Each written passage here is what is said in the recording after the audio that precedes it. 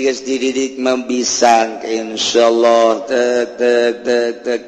cerita di pondok ge geus infirod jeung batur kuari dididik beuki infirod kuari bisa syariat ditumpahkan ku thariqah atau biasa bae mah salat rapi puasa zakat di jerona aya ruh thariqah menuju hakikat. Setik terus makin hari diperbaiki, makin hari diperbaiki, makin lain deh caang. Terus hese terus bayanya ngelengis beki prak. Datang sakitu diberes sakitu guys jeung jelema eueuh codeka sebab diomongkeun sakitu dipuji sakitu geus okos nu hirup di atas rel menuju Allah dik milu bae di gerbong los teu milu bae nya mah terus bae plek tengah poe tengah peuting ereng-erengan pareum listrik eueuh lampu tapi di imahnya di jerona aya lampuan.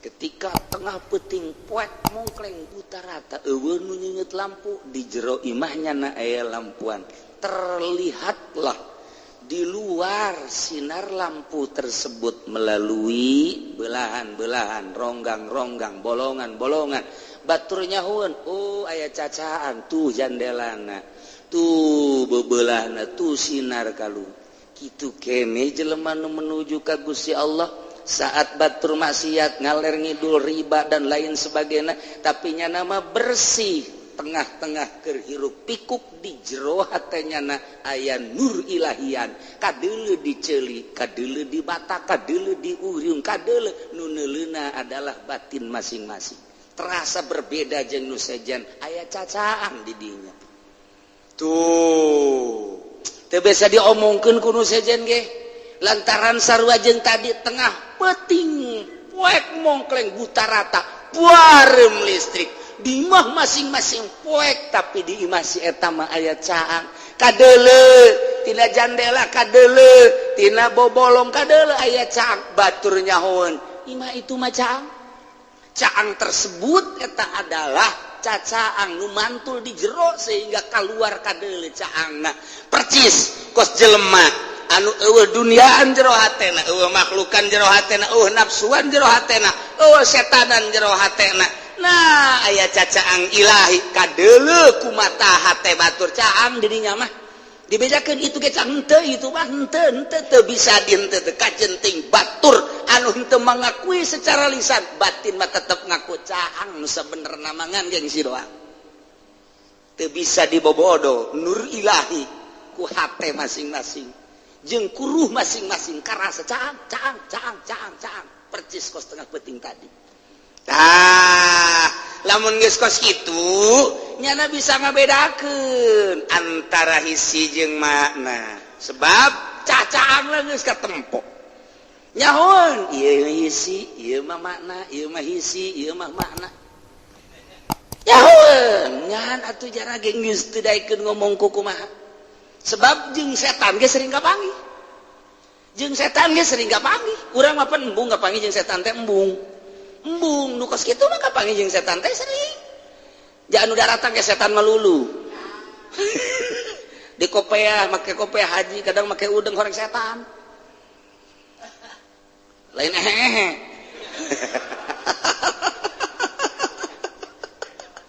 make batik make calana we di dieu aya golkaran Masya Allah harerang turun di mobil mewah emang jelema setan kapanggih orang jeung setan atuh haji pudol itu nekatkeun setan nyana mah nu kos kieu teh mama setan maknana mana setan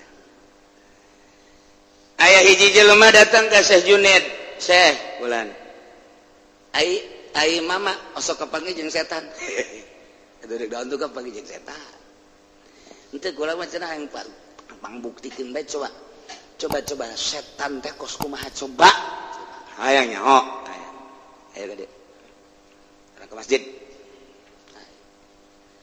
pas kira-kira bangsa 5 meter deui ka masjid. Aya aki-aki Rudi terus ka masjid gegera.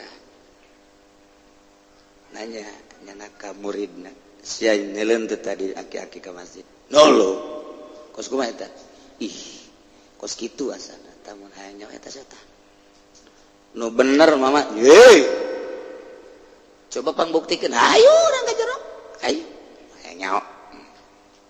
Bener aya keur kieu bae make tasbih. La ilaha illallah, la ilaha illallah. Cak murid we setan zikir. Iya, setan ge zikir cak kesajudet teh. Nyana keur nyaru-nyaru. Gerokeun ku sajudet. Setan. Tah. Kaget cenah. Beunta cenah. Kadeu. Aya naon mama? Sia saha? Abdi setan. Tuh kan langsung ngaku kan. Dengan sia ka dieu ka jero masjid. Abdi deuk biasa ngalaksanakeun tugas abdi deuk ngagoda ka kiai-kiai, ka ustad-ustad anu eungkeut-eungkeut, ampura bae mama mah moal ku abdi mesti kagoda. Indit sia. Satungtung aing aya di masjid ieu sia ulah ngagoda. Hah? Indit sia. Indit cak aing indit teh dicabok sia ku aing. Yes, buat jadi haseup. Muridna kaget jaheuh eta setan, masyaallah tasbihna ku bagus. Kau bener kau Pak. Tasbihna kau. Make cincin opat.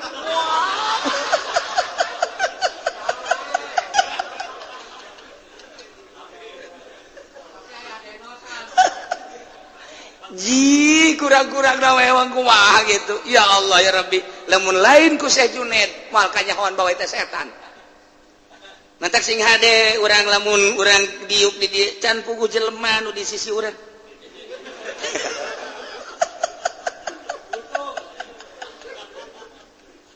Harari inggis urang nyaritakeun dongeng-dongeng wali. Inggis. Tuh, sia geus nyaho bahwa aing mah nyaho ka setan, ieu lain setan, ieu setan, ieu lain, ieu setan, ieu lain. Ya mohon mama. Aing mah nyaho ieu wali, ieu lain, ieu wali, ieu lain. Mohon. Aing mah nyaho sia boga kayang kitu kan ngan aing teu meunang bebeja kos kitu cek Syekh Junaid. Ieu mah rahasia Allah, guys. Aing mah bebeja so teh ka sia murid aing geus dibeat mun encan sia jadi murid. Aing nya moal bebeja ka sia. Tuh ampura. Tuh nyahoeun ka setan. Intiro beki sorangan. Ya Allah. Caritaan kos kieu teh babari praktek nama moal anggeus 10-20 tahun hayang intiron. Urang ninggalkeun makhluk, ninggalkeun dunia, ninggalkeun setan, ninggalkeun nafsu, praktek namun nu ngabimbing macan puguh bisa. Sangkilang aya nu ngabimbing ge sakitu hese ieu keur dongeng, jelema diangkat jadi wali. Ya otomatis kudu kos kitu. Aya kiai, kuari ngaranna Kiai Khalid di Irak. Santrina loba. Suluknya biasa. Kabelah dia dideketan ku pemerintah, dideketan ku dibere kursi, dibere murid areueuh. Murid areueuh ngaji mingguan ge anu tata dina aya nu ngadaengkeun ku areueuh. Dina aya ge narundutan. Dina aya nu ngadaengkeun undutan, saal jasa. Pan nyayomkeun ngaranna. Ayo murid teu ngadengkeun guru teh nyayomkeun sarua jeung kiai babagi bae kiai kula-kula kiai ngocomang kula bade dundutan pan tolol eta kos kitu sarua jeung kitu manana cak ahli munazarah mah cak ahli munazarah kan gitu awak bacakeun geura kaedah munazarah sarua jeung kitu entar kalau urang dulu murid nundutan geus bae wallahu a'lam bissawab.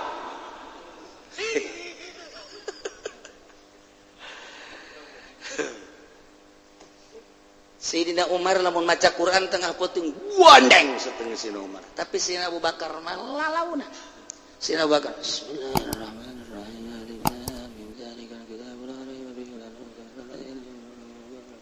Kayak ngalangi Sayyidina Abu Bakar. Tapi Sayyidina Umar Bismillahirrahmanirrahim. Alif lam mim. ذلك الكتاب لا ريب فيه هدى للمتقين الذين يؤمنون بالغيب ويقيمون الصلاة ومما رزقناهم ينفقون. Terus Sayyidina Umar mah guandeng. Sayyidina Abu Bakar Bismillahirrahmanirrahim. Alif lam mim. ذلك الكتاب لا ريب فيه هدى للمتقين الذين يؤمنون بالغيب ويقيمون الصلاة ومما رزقناهم ينفقون. Terus Sayyidina Umar mah guandeng. tanya ku Kangjeng Nabi nanjana Abu Bakar labbaik ya Rasulullah Umar labbaik ya Rasulullah kunaon anjeun aya maca Quran lalaunan Abu Bakar digerentes-gerentes ke Gusti Maha Uningan cukup Gusti nu terang cukup cak Umar lebih anjeun membaca Quran teh kadenge ku salembur kunaon maksudna abdi ngusir setan sebab kadeuleu ku abdi setan jelema supaya ulah diganggu ku setan jeung deui supaya rudal ulah malolor bae jadi ku abdi dek di ka Allahkeun Allah nama ninggalikeun Allah uninga ngan setan marakayangan ku abdi diusir make bahasa Quran mata lalupatan setan teu nu salah kan kabeh lalaunan bener atuh kenceng ge bener tah kos kitu aya Haji Pudoli maca Quran embat beres bae amplop 500 ya teu akur jeung sora budak nyawa sakit mah panjang-panjang sial jasa ya nama main rugi-rugi untung-untung maca Quran teh rugi-rugi untung-untung kahayang aing mah tuh aing panjang macana 1 juta ke mah 500 sok kitu mah setengah ayat blon takut jeung Sidina Umar kelas wali mah lalaunanana menuju Allah gandengna menuju Allah jahatena geus infirad nya mah geus deka Allah bae hiji Allah hiji be Allah nya mah geus nah ndek datang kadinya teh Seki Holid geus loba santrina geus luar biasa ilmuna bahkan geus diwali-wali ku masyarakat teh pat santri beralih kabeh pat nu mingguan ge arareueuh nu bulanan arareueuh akhirnya gering batinnya nah gering parah justru kergering gitulah Allah mere hidayah cet balik deui ka aslina nu kamari keur sehat mah nyana teh aya irodah aya karep aya hayang aya resep barang gering teu boga irodah jeung teu boga resep balik deui ka aslina ketika balik deui ka aslina sinar ilahi kadeulean deui ku jelema lamun sinar ilahi kadeulean deui ku jelema hayang ngaji deui rukun wudu nu aya di nyana asa beda jeung nu sejen rukun salat di batur ge 13 di jana ge 13 tapi beda di nyana mengeunah karasana sebab aya nur ilahi kuari balik deui kuari teh nu ngaraji padahal cenah gering keneh nu ngaraji geus aya deui dongeng ngaranna ge padahal mah taunan dongeng mah tuh 10 menit aju garing deui ya dongeng terus loba deui nu ngaraji mama gereja ger be abdi bade masantri mama gereja ger anak abdi kari mama ger turut oh berarti sidar ilahi tah nu ngamangpaatkeun ilmu lain ilmuna sinar ilahi cek Imam Ghazali sapira pikih atuh bisa didebatkeun tapi nur ilahi nu mahal tah kuari balik deui bagus kuari mama cek masyarakat gara cager bae abdi ayeuna mah bade ngaos mama malah di jero hate embung tu balik deui kana pangkat dirina wali embung aing mah geus ngaji di nu sejen bae embung geus aing ngaji sarua bae malah embung dek di ajian teh nyaga teh embung ari urang keur can jadi wali mah pan hayang masang merek pan menerima murid baru tapi lamun geus jadi wali teu hayang malah datang ka dieu lah mondok ka dieu mah ka ditu bae kan nu sejen geus di dieu mah sapira ngajina ge lah sapira alif-alipan geus nu sejen bae boro-boro nyana make pamflet dikatipikeun kan pun pondok pesantren rimpak menerima murid baru oh teu kira-kira budak iria teh karana kos itu sain wali teh manu kos kitu mah Batur Yusuf Mansur tak kadinya walasana paket sodako infak sidang be gara-gara infak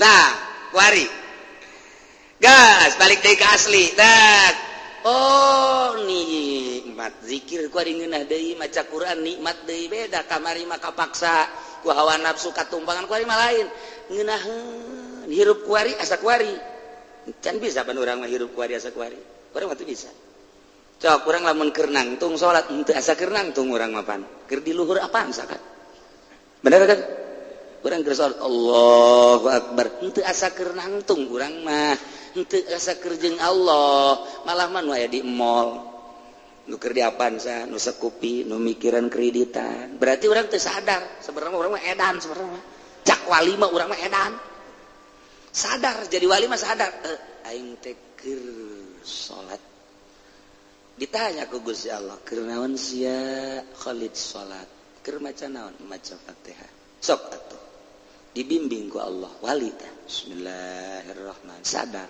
keur maca bismillah jadi bimbing ku Allah alhamdulillahirabbil alamin sadar keur maca alhamdulillah jadi bimbing ku Allah arrahmanirrahim nikmat kan lamun maca urang salat kos itu bakal ngeunahi qurratu aini fis salat Allahu akbar subhana kenaon sia aja keur maca subhana rabbiyal mulyaan mana subhana rabbiyal a'la jeung dunya katut eusina mulyaan subhana rabbiyal azim atuh geus urang kulantaran mulyaan subhana rabbiyal azim indah maca subhana rabbiyal azim sebab dibandingkeun jeung dunya katut eusina mulyaan subhana rabbiyal azim sok baca cek Gusti Allah 3 tambahan deui 7 tambahan deui 11 tambahan deui datang ka poho ja eta teh leuwih mulia tibatan dunya jeung saeusina atuh urang mah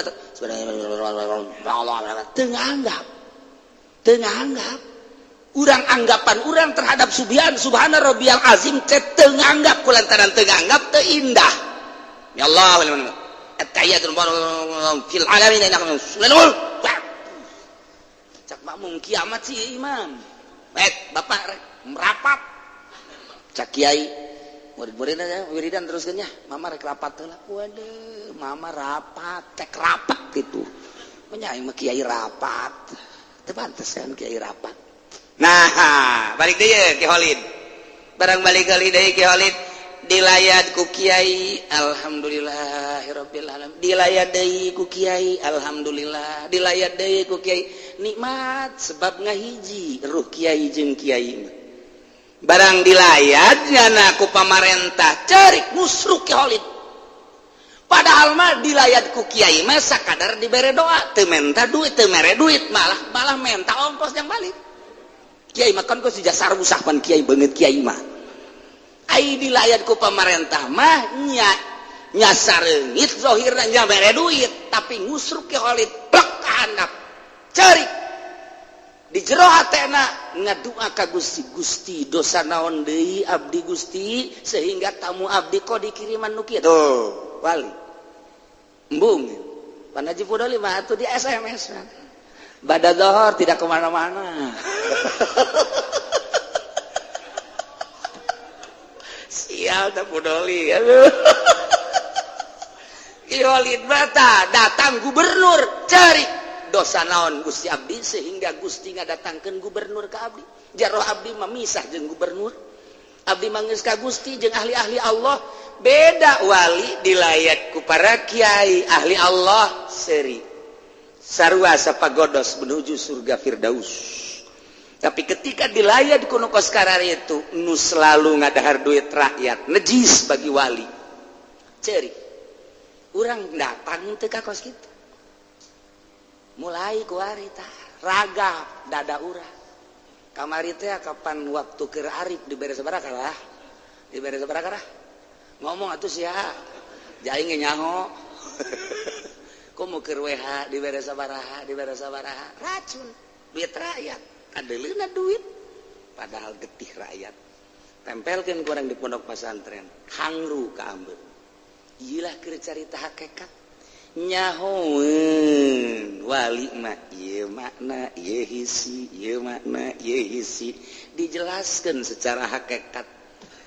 Leuwih jero deui ieu ucapan Ki Junaidil Baghdadi eta ieu istimewa jasa ieu wa qala al Junaid cek Ki Junaid radhiyallahu wa anhu lilladzi qala ka jelema muridna anu ngomong alhamdulillah tadi teruskeun make Rabbil alamin geus bae alhamdulillah wallahu a'lam.